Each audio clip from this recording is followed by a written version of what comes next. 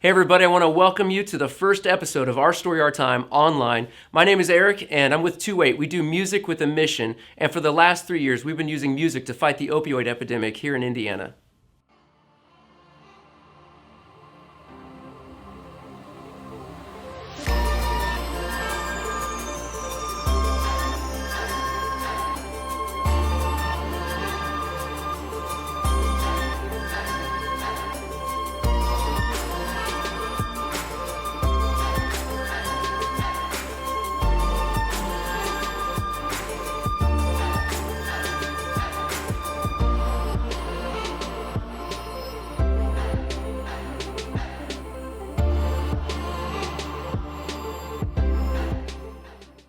Okay, here we are in the year 2020. Our band has been ramping up for our first statewide tour in partnership with recovery efforts all over Indiana. We were going to be in 7 communities, then COVID-19 happened. And so like a lot of other artists, we've had to transition everything to an online platform. And so what we want to do with this show is we want to take you behind the scenes and give you access to our state's leaders in recovery and mental health.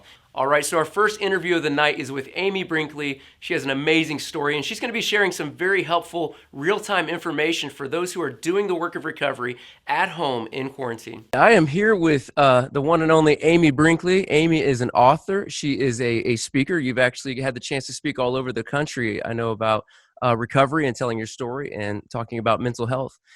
For the state of Indiana, Amy is our bureau chief in the Office of Consumer and Family Affairs in the Division of Mental Health and Addiction. That's a big title, ladies and gentlemen. And here she is meeting with us remote, as we can't be in the studio together because of the quarantine. Thank you for being here, Amy. Thank you, Eric, for everything that you do. And that was a mouthful. You did good. Woo! I mean, does that all fit on one business card, or do you have to carry a couple? I use a couple acronyms here and there. That's awesome. So, Amy, thank you for taking time to join us on a platform like this. You know, the hope of this show is that people will get more access to their leaders like this and have a chance to hear some of your answers to some tough questions that I think we all have right now as we look at just an unprecedented time, not just for the recovery community, but for the world. You know, we're all doing everything so much more in isolation and online. And so just have a lot of questions that we'll get to about that. But before we get to some of the real-time things, I just love for people to have a chance to hear a little bit of your story. How did you get into the line of work that you're in? How did you end up in this office with that huge title? Because I think that when we see they're a state leader in the Department of Mental Health and Addiction, they've probably just had a halo on their head their whole life. They're just so, perfect, and they just keep us in line. And let's hear your story, because it caught me by surprise when I first heard it. Yeah, there's definitely no halo, that's for sure. And to be quite honest and fair, it wasn't even by choice. I wouldn't have chosen this path for me. So addiction and mental health runs deep in my family roots. So my mom, she struggled with depression, severe depression growing up. There were suicide attempts. I mean, it got pretty bad. It turned into alcoholism. My father was an alcoholic as well. So addiction and substance use disorders and mental health runs deep in my family. Yeah. And so, growing up, the one thing I knew that I wanted to get out and run as far away as possible. So I didn't want anything to do with my family. I didn't think I was like my family. I was different. I'm unique. Addiction, I knew, was not going to be a part of my life. Mm-hmm. So, I did well for a while. I was the oldest in a family of 4. I have 3 brothers. 2 of my brothers have died by suicide. Wow. So growing up, our childhood was pretty traumatic for all of us. And I continued to do what I had set out to do as a young child, and that was get as far away as possible and put as much space between us as possible. So I did pretty well for a while. Got married young, had 4 children. We had a business, a house, the cars, had the money, and I thought life was going good. And then I had to have a emergency shoulder surgery for a torn rotator cuff, and I ended up getting addicted to the pain pills. So I was on pain meds for a year, and out of that, everything just kind of fell apart. So I lost my marriage, I lost my freedom, I lost my career, I lost the house, the business, the kids. It was pretty bad for a while. And so it was back in 2009, I just finally threw my hands up and said, God, I can't do this anymore. I need some help. I didn't want to live anymore. I couldn't go on. I couldn't see past the mountain of things in front of me. and where my life had gone. Everything that I thought I wasn't, I had now become. And so it was this true surrender moment. And, I haven't looked back. So I, got connected to recovery, got connected to a church family, got a sponsor, had some mentors, got some spiritual advisors. And I just started doing what they told me to do. And, one day at a time, I was able to collect days. And, now I'm sitting at about 11 years of recovery and ongoing physical sobriety. And it's only by the grace of God, because it was tough. And that's a huge ego buster to get to a place where I can't beat this. I don't have control over this. And until we get to that point of complete and total surrender, there's just you can't move forward. That's so true. Wow. Thank you for sharing that. Yeah. And I will say, to answer your question directly, kind of what got me into this work was when it was my second brother's suicide. So that was kind of what pushed me over the edge. That was the deal breaker for me, because by that time I had about 3 years of physical sobriety, and I had been walking with the Lord for about 3 years. And when that happened, it just rocked my world. I had been praying for that, for God to deliver him and for God to save him. And for that prayer not to be answered, I really struggled for the next year. And what I learned is that no drug or alcohol was going to bring my brother back. Mm-hmm. And me throwing my hands up and just saying F it and turning back around was not going to change anything. It was just going to make it 10 times worse. So instead, what I was able to do by the grace of God, it was to turn that energy towards helping other people incarcerated in his honor. Wow. So I help with prison ministry, and I do those kinds of things out of honoring him to give people the resources that he never had. And in that journey, I somehow landed in this position by the grace of God. I mean, God opened the doors. So, wow. What I love about when I hear you talk about things like addiction, Amy, is you're so far past that. You're always talking about the layers that are underneath that, So when people ask, how can you say a drug addiction is a mental health problem? How do you answer that? When people ask how a drug addiction is a mental health problem? Yep. Because I feel like people are trying to, they'll just give it a title in mental health, and now they don't have to take ownership over their addiction. It's just their decision to use drugs. It's their decision to drink. How would you speak into that? So to be fair, I don't know that I've ever been asked that specifically as it relates to mental health, but I have been confronted with this idea that it's just a choice. So that's a fairly common thought process that people have. And to be even more transparent, it's one that I owned myself. So part of my denial of getting help and getting better and reaching out and asking for help, honestly, was because I thought it was a choice. I grew up thinking I'm different, I'm unique, I'm better than that, and I have choices, and I'm going to choose not to use drugs, and so therefore I'm not going to go down the route my parents went down, and that stigma is actually what kept me sick the longest. Interesting. And so the people around me, I associated myself with people at the corporate level. So the people around me actually fed into that idea as well, because like-minded people, we tended to think the same way, that people, I had that belief. And quite honestly, that's what kept me from reaching out and asking for help, because I thought I should have been able to control it. I should have been able to control myself and stop it. And I shouldn't have done this, or I should have done that. And so there was this whole shame that came with that. And so it wasn't until my first overdose, and my mom was standing there, and she's begging me to please stop using drugs. And I hadn't even verbally acknowledged to anybody yet that I was using. She's like, can't you see what you're doing to your family and friends? And in that moment, with a tube down my throat, I was glad that I could not speak, because I didn't have any more answers. In that moment, I knew I couldn't stop. I couldn't stop. There was no going forward. There was no going back. I was stuck. And that was one of the most powerless places I've ever been in my life. And I believe God allowed that to happen to show me that it's not a choice. It's not if it was a choice, people don't choose to be addicted as a child. People don't choose. We may make little choices here and there that lend us towards that lifestyle, or make it more available, or more. But when you think about the trauma that people experience as children, we talk about ACEs all the time. people experience trauma as children, and it just makes us more likely and more susceptible. So Wow. I don't buy into that. It's a choice. Yeah. Thank you so much for sharing that. When you talk about things like this is from a very personal place, and it Mhm. takes a lot of courage to just tell that story. And thank you for doing that. I wish we could all applaud you together for just the courage it takes to do that, because it gives other people permission to tell their story. It gives other people permission to say, okay, she actually probably would understand what I'm talking about. It takes a lot of courage to tell a loved one for the first time that you need help and that you are stuck and that you're out of answers. Wow. And I wanted people online to know that this is who is one of our leaders at the government building. When I went down to meet you at our government building, I realized I hadn't been there since like my like high school like field trip, I think. So I got totally lost trying to find you in there. But to know that you are there, that you are advocating for people, and that you get this struggle from that place, I love it.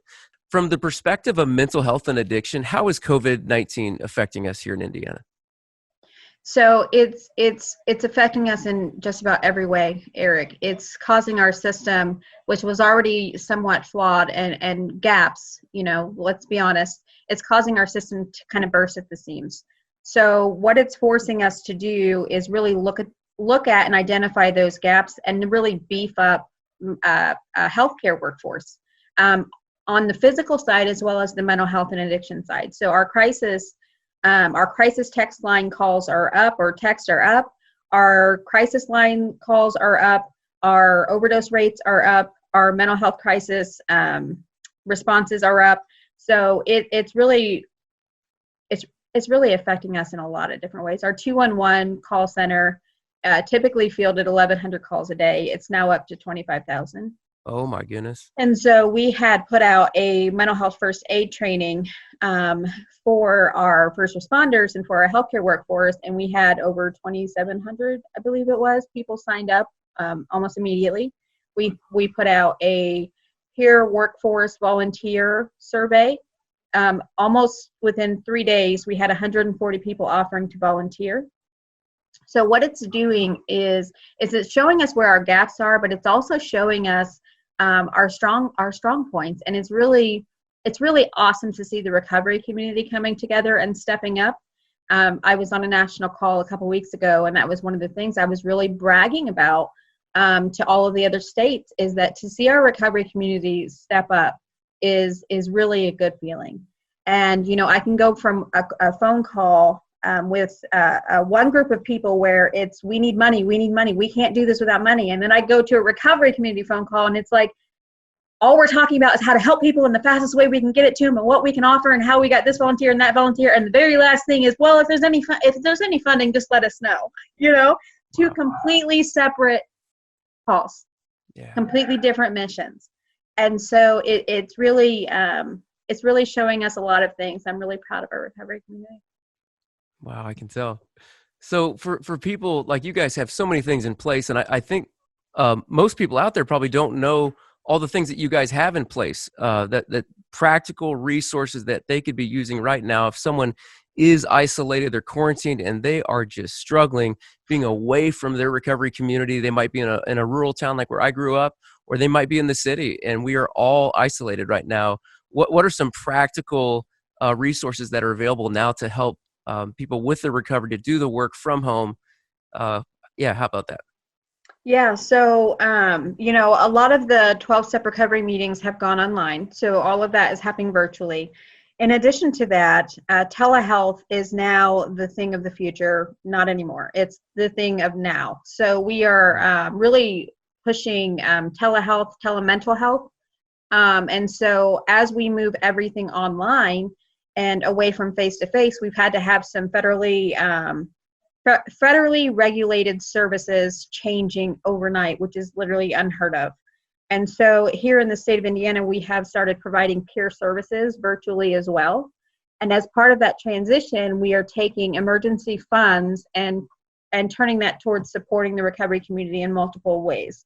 So we're going to be adding peer services to our 211 call center. So when somebody calls into 211, they can get connected to a clinician or to another peer as an additional support. And then also we're putting together anchor anchor sites around the state, and they will be placed, sorry, I can't talk. They will be placed by regions. So we're going to have a Southwest region, a Southeast, Northwest, Northeast, and a Central region. And so the job of the anchor site, they will be hiring peer staff, and the peers will be support anchors for that whole region. So as people are struggling, they can contact a peer. They can get connected to resources. If they're needing more of that interaction, engagement from that peer perspective, that's going to be extremely beneficial. Why is it important to have a peer? Because that peer is I've been there, done that kind of person in your life that can kind of help guide you. And so that's a more trusted relationship than most. And within the clinical world, it's just not feasible for the doctors or the psychiatrists or even the case managers sometimes to really be that much engaged. So you come in for your appointment and then you usually don't see them again until your next appointment, which could be a week, 2 weeks, once a month, depending on what your treatment plan calls for. The peer is more engaged than that. So you could see a peer daily, you could see a peer 3 times a day, just based off of whatever the needs are. So the peer support is actually a really important role. Wow. And then the Indiana Recovery Network has also provided virtual peer space. So they're hosting virtual meetings 5 days a week, Monday through Friday, for people to just call in as they want.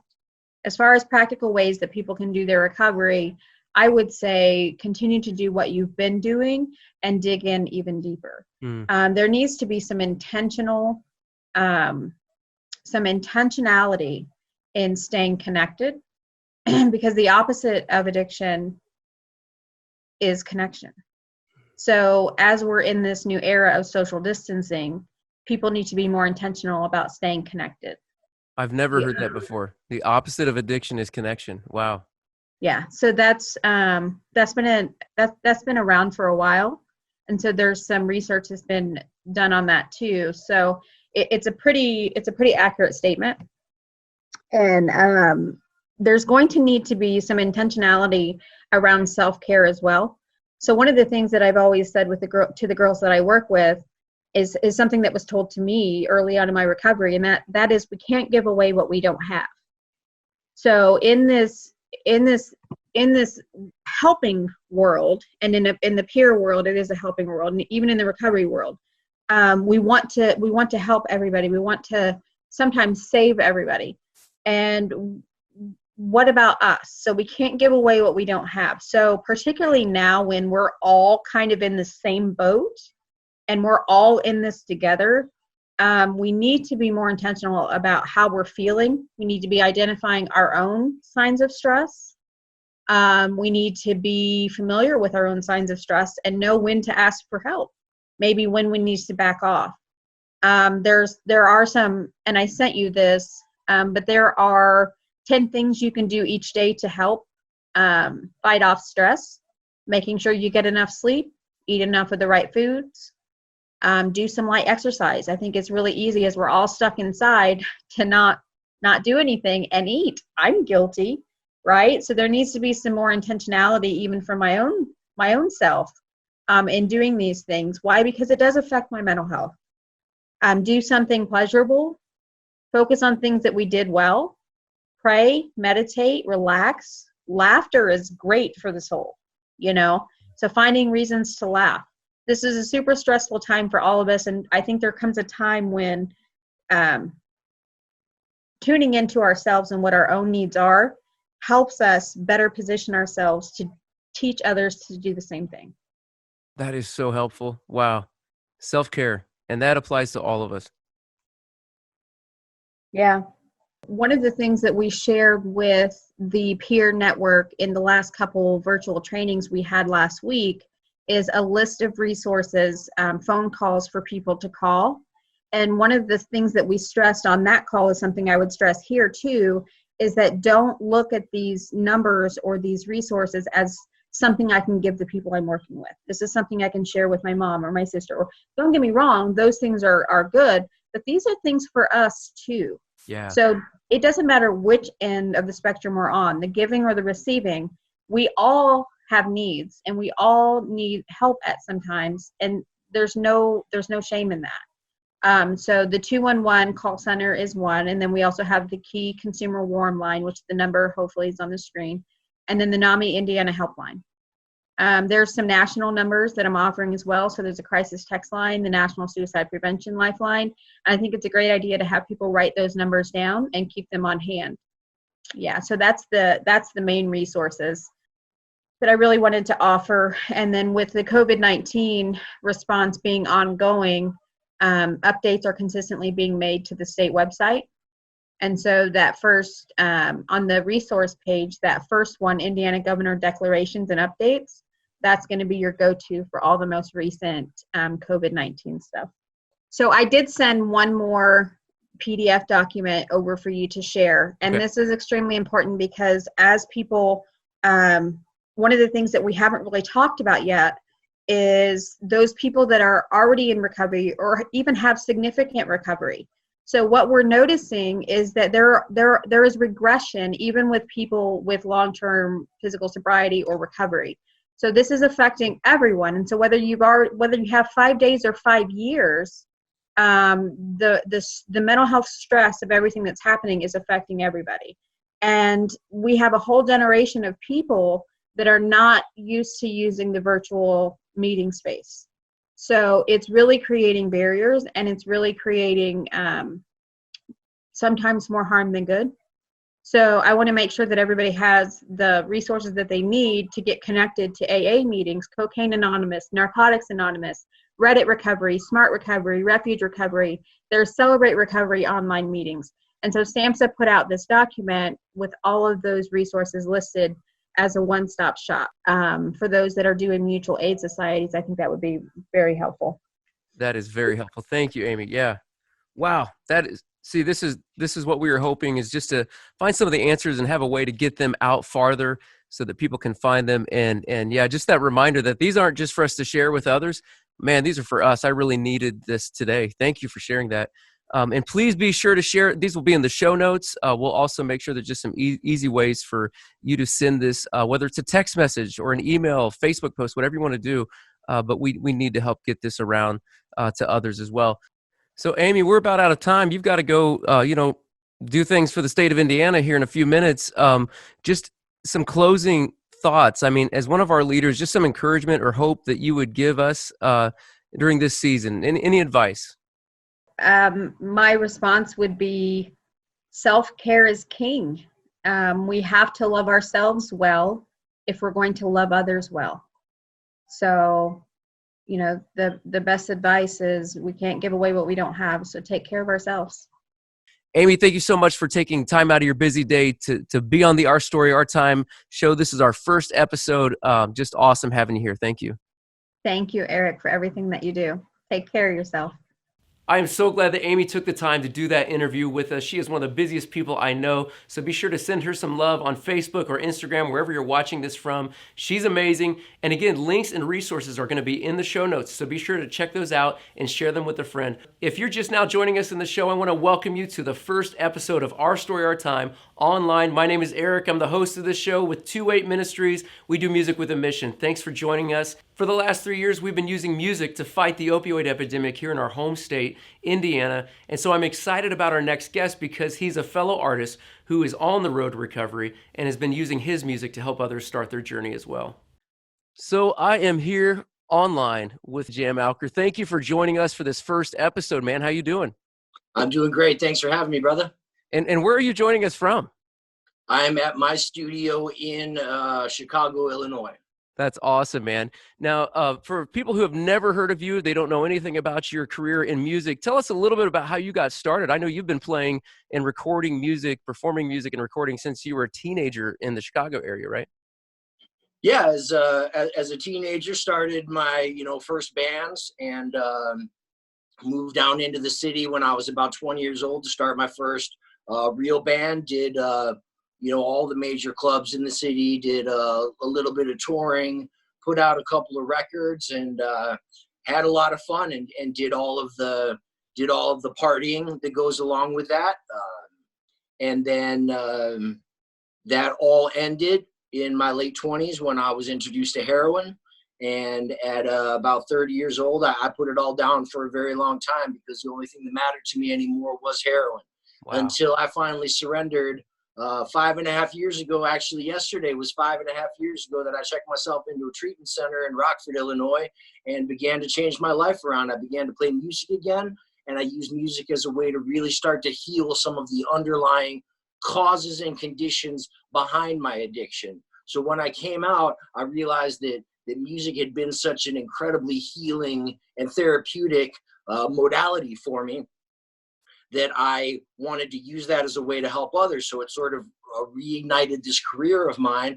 I made my first solo album released in 2017 that turned into some more touring, but more focus on people in recovery and the recovery community, as well as some outside of that. And that grew in popularity to where I just made another album that was released in February of this year. And we did our first national tour that finished up about a week before we were all told we need to go indoors. Good timing, man. Holy cow. Where all did you guys tour for this one? Man, we started in Tucson, Arizona.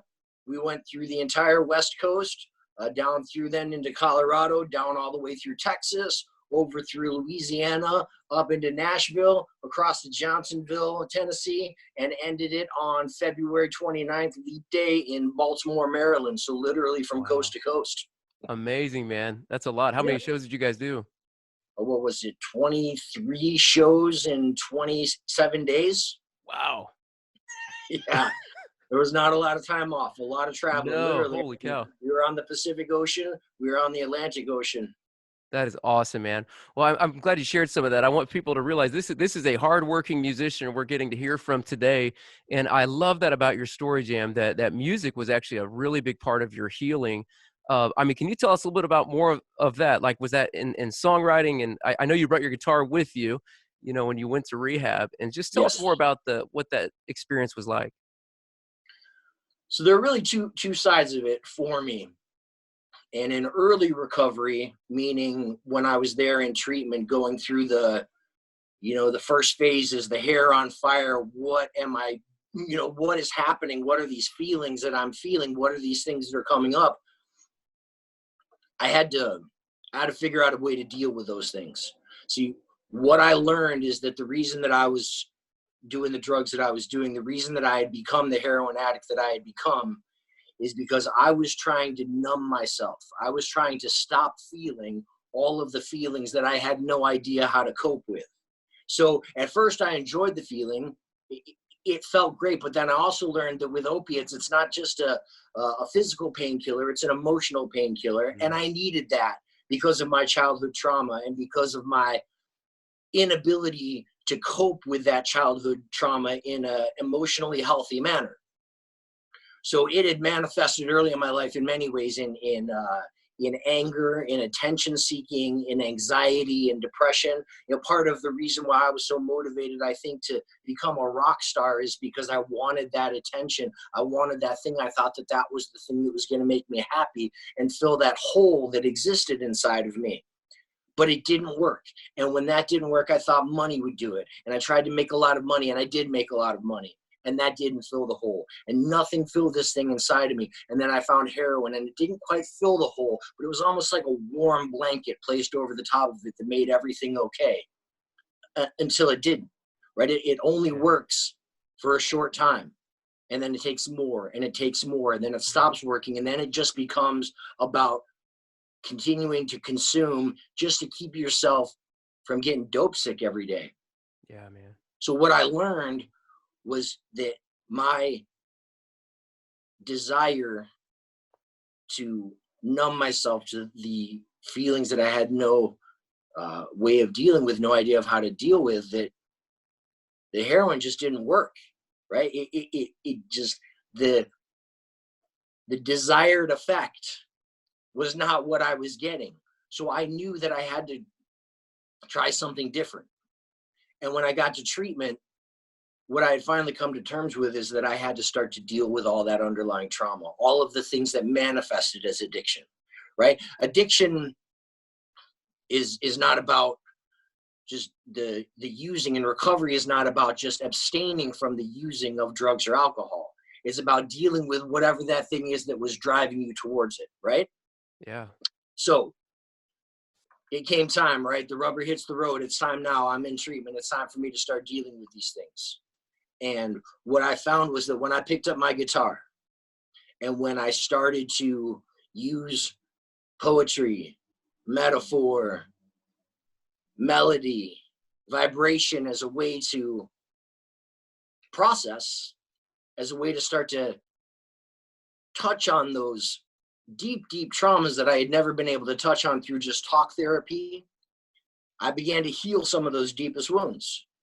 I just continued to write about the different things that were bothering me that I hadn't been able to deal with before, and it started to work. So I did that, as well as open myself up to some sort of spiritual experience. Something else they talk about early in recovery is get some sort of spiritual connection. Some people talk about it as God. Some people talk about it as religion. I prefer to stay out of that topic because I've seen it cause so much negativity in the past. So for me, it was just a spiritual experience. I opened up to this thing greater than myself, and it truly did manifest to me as music. I just began to write these things that were coming to me and through me. I couldn't explain. I say it all the time. I felt like an old radio that was finally tuned into the right frequency, right? And this stuff just started to come through me and play through me. Yeah, man. And so that was really how it started for me, was originally using music and writing as a way to process those underlying causes and conditions behind the addictive behaviors. Dude, that's huge. I mean, you got a guitar with you, right? We're looking forward to hearing one of these tunes, man. Could you play something for us that came out of that? Sure. Would you like to hear one now? Yeah, let's do it. All right. And then this can obviously be an edited segment if we needed to do that. Of course.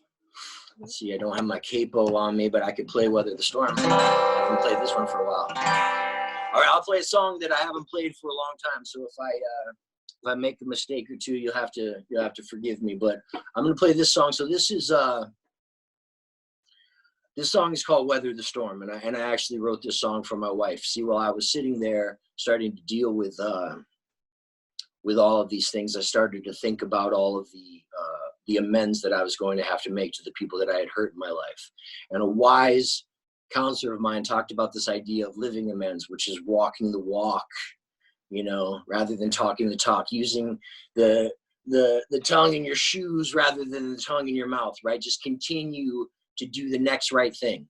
And so what I decided with this song is that when I came home, the last thing I should do is say, but look at me, look at how well I'm doing now. I'm in recovery. I've been clean and sober for, 38 days. Give me a pat on the back. Stop bringing up all that stuff that I did in the past for 10 years. Yeah. Look at what I've done in the last month. No, that was not the way that things were going to get better. The way that things were going to get better was for me to allow my wife as well as my other loved ones to be as angry as they needed to be, as spiteful as they needed to be, as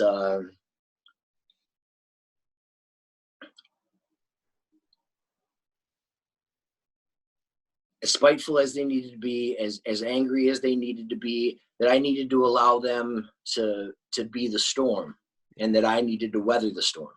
Wow, man. And so I wrote this song sitting there in treatment. The song is called Weather the Storm.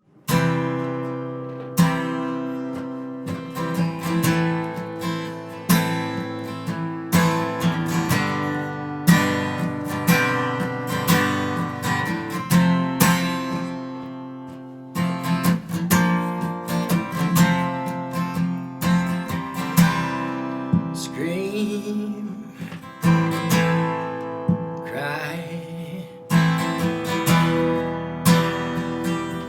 breathe fire, treat me with silence and treat me with guilt, and I will stand still.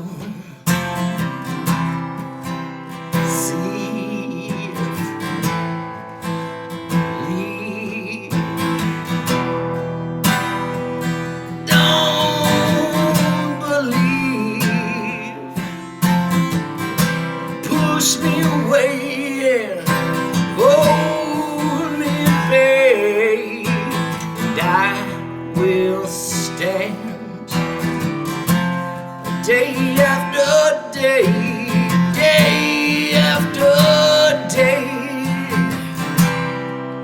Breathe, breathe, breathe fire, scream thunder, wail lightning, bring hurricanes round. I will load you up as long as you're down. Spit thunder, spit lightning, spit all of your scores, and I promise you that I will weather the storm.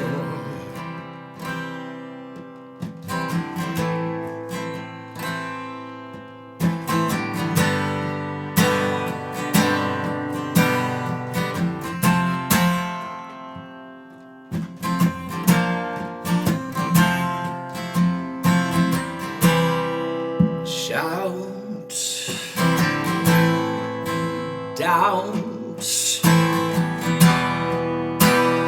throw me in and throw me out. Tell me your troubles, don't spare me your pain.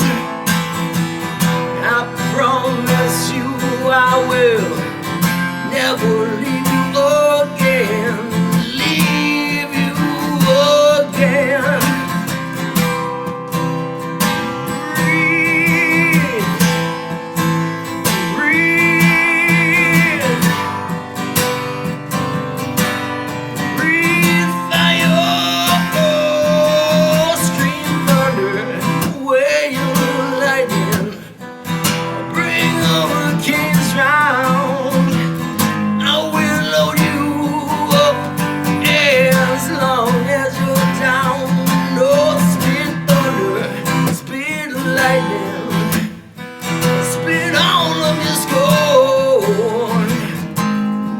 Promise you that I will weather the storm.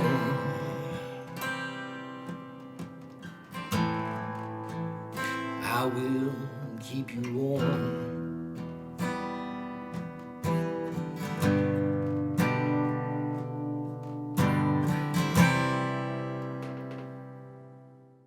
Dude, that is so powerful, man. Thank you.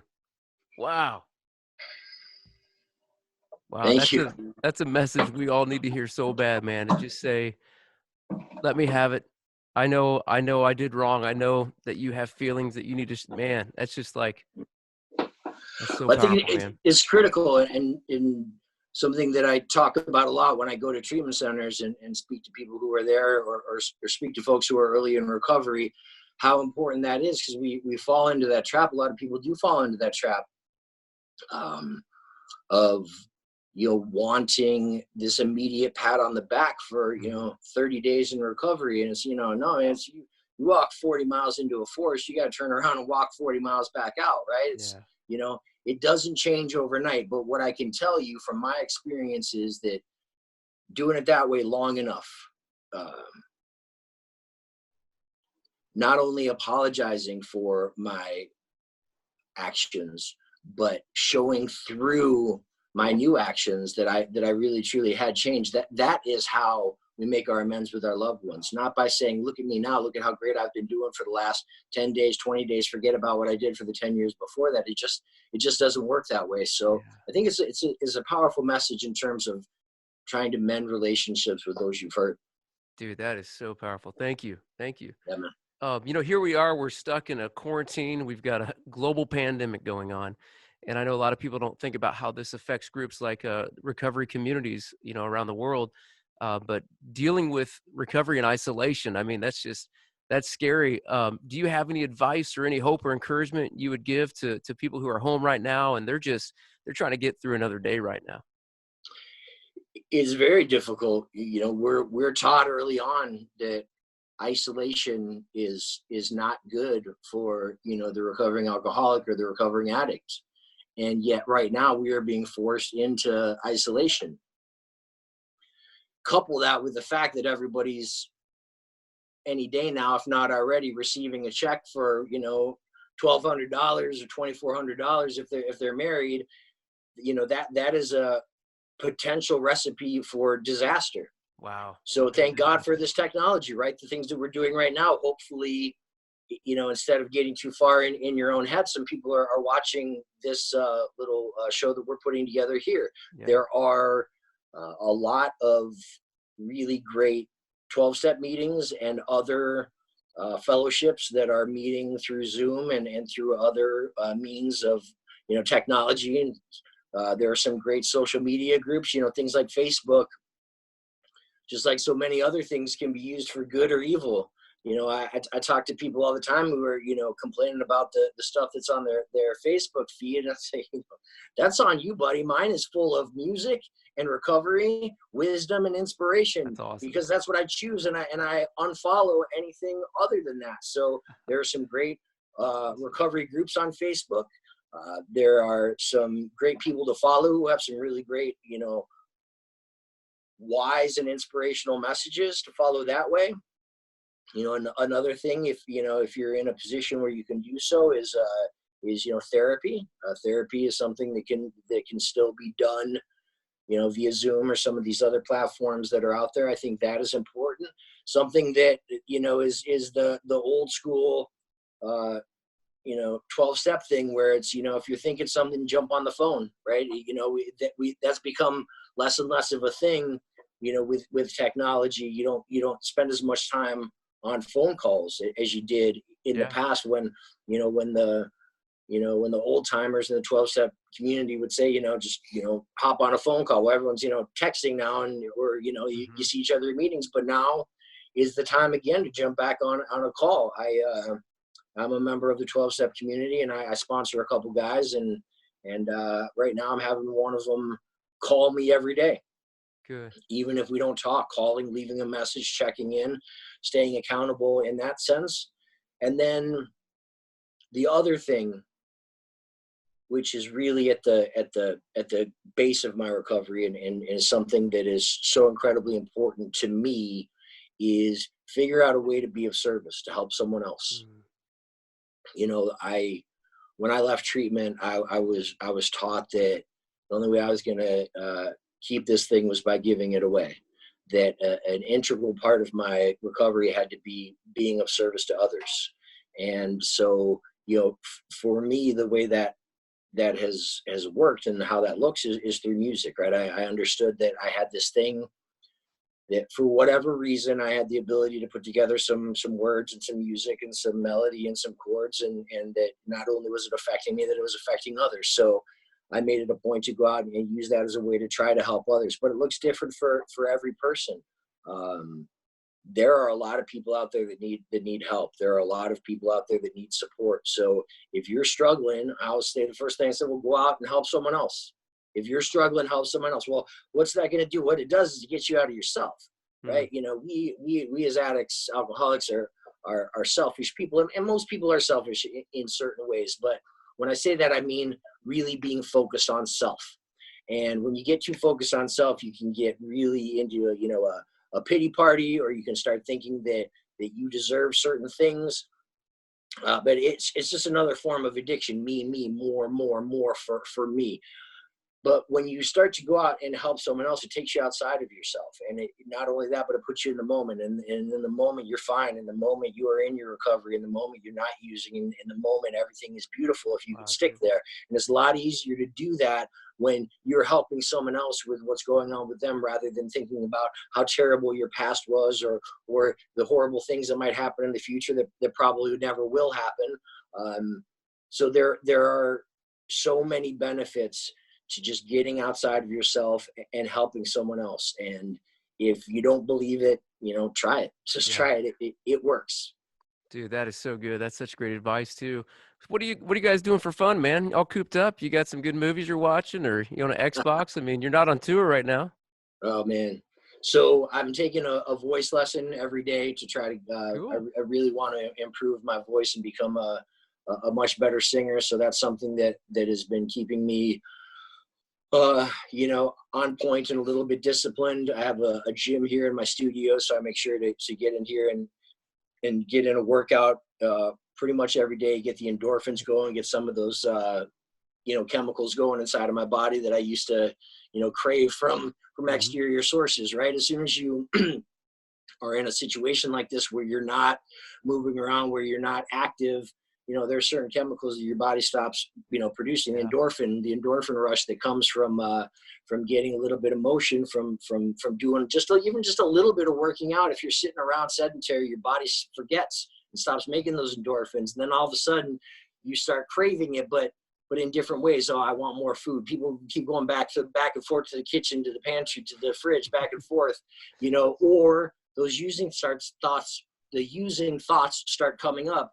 I swear to God, if you get up and you do some push-ups or you do some walking around, you go for a walk around your block, of course, with your mask on, you do a little bit of aerobic activity, some weightlifting, even if it's body weight kind of stuff where you're just doing some sit-ups and some push-ups, your body starts creating those endorphins. All of a sudden you start to feel good again. So these things are, I could have mentioned this before of some of the things you can do to, to improve your recovery when you're isolated. But that's something, that I'm doing. I'm not just talking it. I'm trying to do it as well, because I could very easily get up in the morning right now and feel sorry for myself and stay in bed all day. And I've almost done it a couple times, and I end up feeling much worse. So I get up, I do that. I come to the studio. I try to play music as much as I can and make sure to exercise, do the voice lesson, a little bit of binge watching. We're watching Ozark. We went through the Tiger King like that. We got the Tiger King out of the way. That was pretty amazing.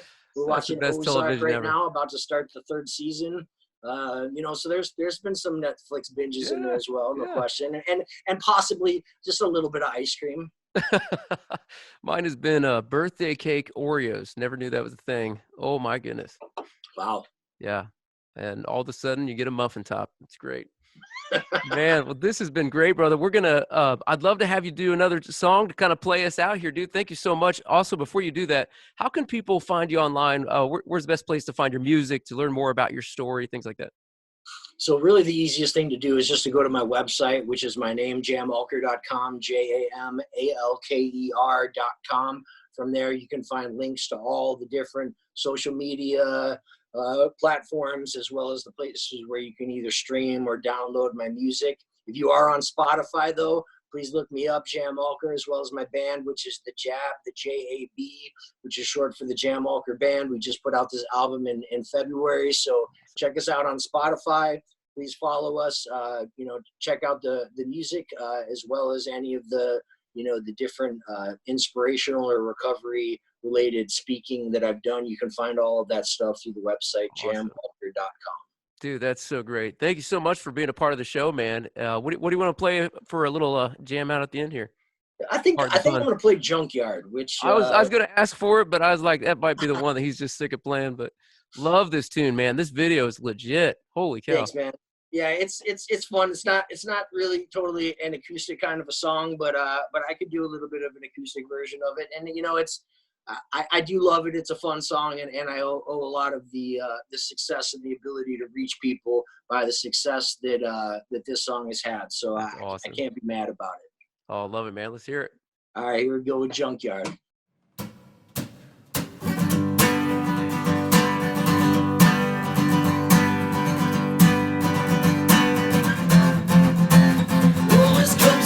Attention, I'm falling apart. Well, I do believe this body is shot. Oh, I know my heart is good, it just needs a new start. So take me to the junkyard and sell me for parts. Ow! Get up! Oh, I have this recollection of when I was on top, but I do not rightly recollect that drop. Oh, but the ravages of gravity have left them on. So take me to the junkyard and sell me for parts. Take me to the junkyard and sell me for parts. Take me to the junkyard and sell me for for parts. Take me to the junkyard and sell me for parts. Take me to the junkyard. Yeah. Get up. Here comes the breakdown. Break it down now. This is where you clap along. Oh, my belly aches, my hands shake, my head is sick. Oh, my teeth are cracked, my lungs are black, my jaw slack. Oh, my skin it crawls, my shoulders fall, my chin is weak, and my bones are creaking, my belly ache, my hands are shaking, my tongue is fake, for God's sake. My teeth are cracked, my lungs are black, and my jaw is slack. So send me back, send me back, send me back, send me back. Ow! Get up! Oh, this ain't come to my attention, I'm falling apart. Well, I do believe this body is a shine. Oh, well, I know my heart's good, it just needs a new start. So take me to the junkyard and sell me for parts. Take me to the junkyard and sell me for parts. Take me to the junkyard and sell me for parts. Take me to the junkyard and sell me for parts. Take me to the junkyard. Yeah. Get up! Ow! Ow! Ow! Ow! Ow! Ow! Yes, dude, that's so awesome. Thank you. Holy cow. Man. And if you've never heard that tune before, y'all got to get online and watch that music video with the full band. It's a huge tune. I haven't heard it. I couldn't imagine I could play it on acoustic. I love that, man. That's so how cool. I wrote it, and then we built it from there. So I go back to the roots. Yeah, man. That guitar tone you use on that tune. I love that. I don't know what you were using, but that's sweet. Appreciate it. Good stuff. Well, dude, thank you so much, man. You got anything you want to share with us before we sign off here? Really, the only thing that I could say is that if anybody out there watching this is struggling, still in active addiction, I want you to know that you're not alone, and that the good news is that you don't have to do this alone anymore.